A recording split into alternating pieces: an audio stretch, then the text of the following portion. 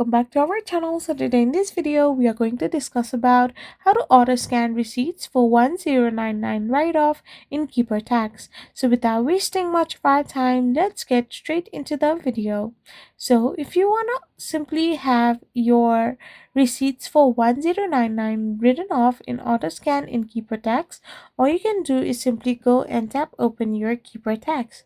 Once you open your keeper tax account, to auto scan receipts and track expenses using your Keeper tax, you should simply use the Keeper mobile app.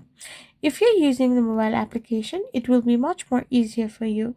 The app connects to your bank account and credit cards to automatically scan your transaction for potential business expense and allows you to capture images of physical receipts.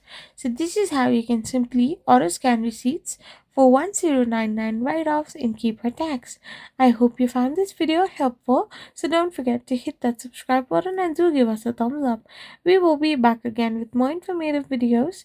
Thank you for watching.